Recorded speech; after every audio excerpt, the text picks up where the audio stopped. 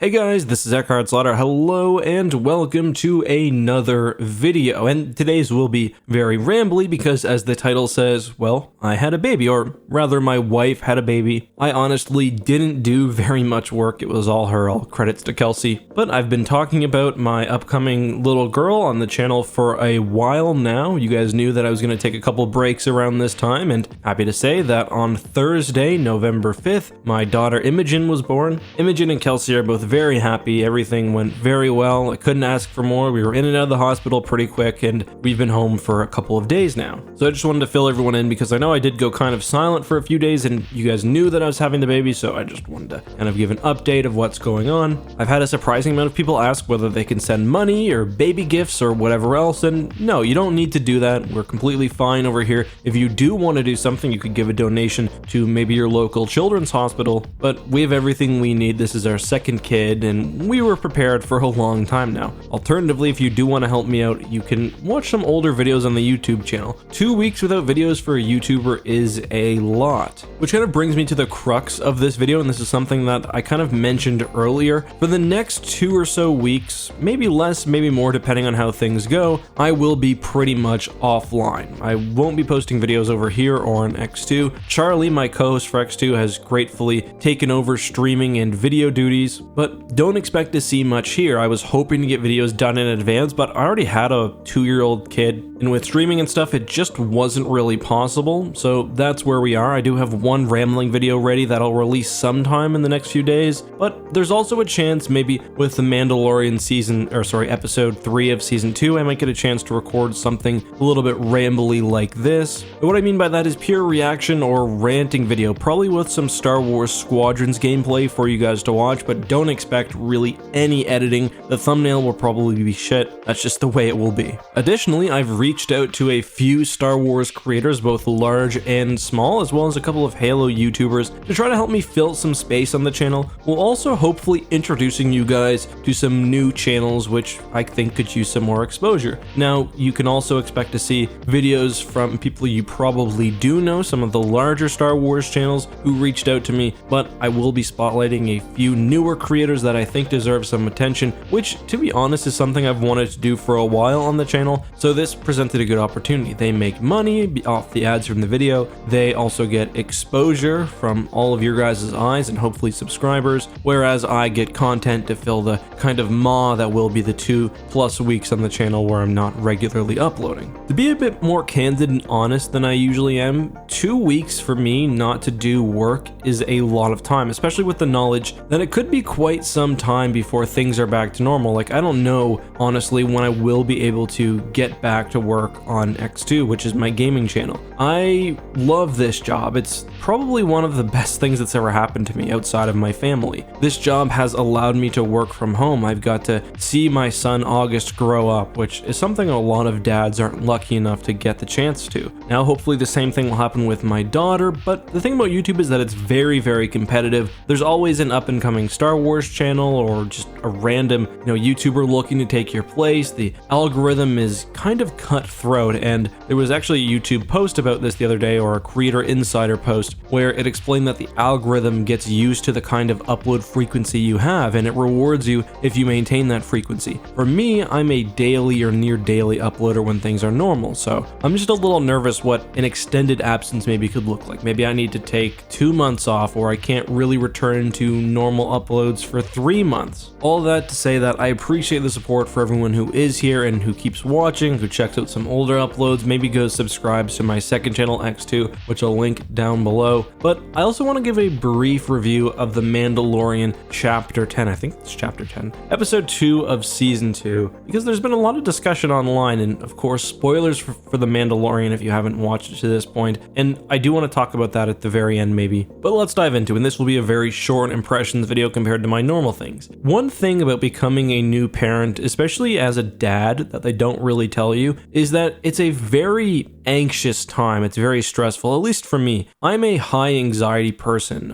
especially when it comes to things I can't control. Now, my daughter is completely healthy and I'm very, very lucky for that. But when a kid is born, It's very scary to put so much kind of love and affection and hope into something that's so fragile. That's the scariest thing about a newborn. So much can happen to them, and it's your job as a parent to protect them. So for me, it's very, very stressful. And I said, when it's things outside of your control, because ultimately you can't control the health of your child, at least past a certain extent. So it's been a stressful few days for me, and I was talking to Kelsey, my wife, about this. One of the first moments that I was able to fully relax, and just for 40 minutes or so, was when we watched this episode together. Obviously I wasn't able to watch The Mandalorian the night it came out. I thought I might get a chance if my daughter was awake and I was taking a turn with her, but it ended up not being until Saturday, I think I watched it. And as I said, for me, it's what The Mandalorian does best. I was immersed in the universe. It told a story, a sort of Western-style story that I really enjoyed. Now, I think there are some fair points people can make about The Mandalorian's Season 2's first 2 episodes not really progressing the plot forward as much as some people would like. My wife said that about Episode 1, and I totally got where she was coming from, although it wasn't a problem I had. But yeah, you've got to figure out what a filler episode is for you. There's been a lot of discussion about this on Twitter. I think Phil Shostak, who's a creative art director over at Lucasfilm, had some really good threads about this on Twitter. Personally, I think The Mandalorian is a good example of a show where you can have episodes that progress the plot, even if it doesn't seem like it. I've talked a lot about the episodes, I think it was 4 through 6 of The Mandalorian Season 1,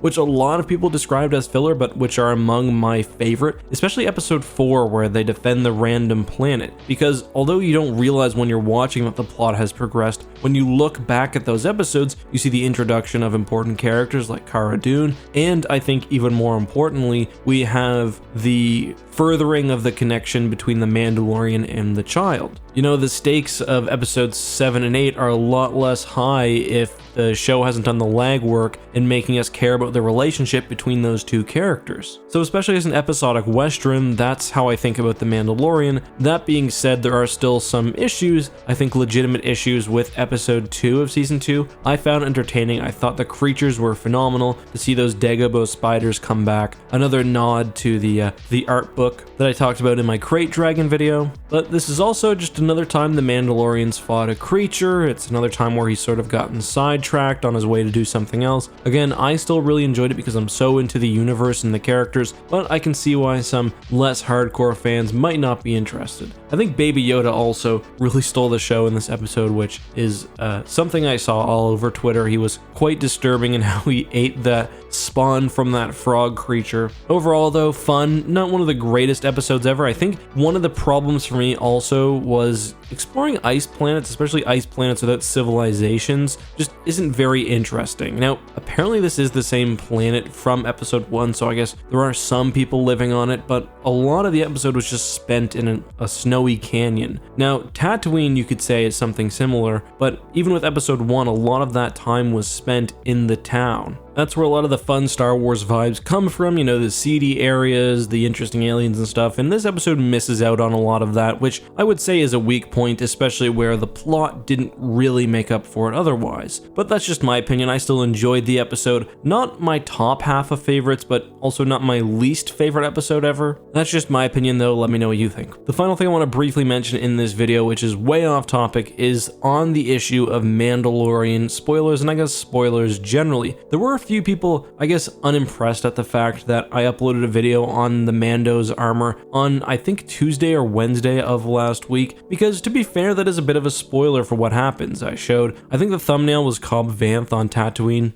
Now, I took guidance from the Disney social media accounts. The only reason I made that video, because I had no idea what to do for that day, is because I was browsing through Facebook and I got a promoted ad with Timothy Oliphant as Cobb Vanth wearing the armor. Now, I understand that some of you were not spoiled by that, but were spoiled by me, but as a content creator and I think as someone who just wants to discuss science fiction generally, and this is the same if I were tweeting out spoilers from my personal account unrelated to you YouTube, you've got to walk a line between catering to people who haven't seen the show yet to an unreasonable point and not spoiling things. So there's a line in the sand you've got to draw, and this is personal, over at what point is it fair to talk about something. And a lot of that has to do with the type of media, how easy it is to access, etc., etc. So when it comes to a movie, I don't think you should be talking about spoilers within the first week or maybe 2 weeks. If it's a really big movie like Star Wars Episode 9, I won't be putting spoilers in my thumbnails for a long time. I mean, that movie came out in December and I made a video, I think in February 20th or so, about why Ben Solo had to die, and there were people still unreasonably in that case mad at me for putting the spoilers in a title. TV shows are a little bit different because you only have a week between episodes. The episodes are pretty easy to access. Either you can buy it on Disney Plus or you can pirate it very easily. And part of the fun for viewers and for people just in the community is talking about the episode week to week, which is why a lot of people are really happy that The Mandalorian is a weekly release series. So for me, I've got to decide at which point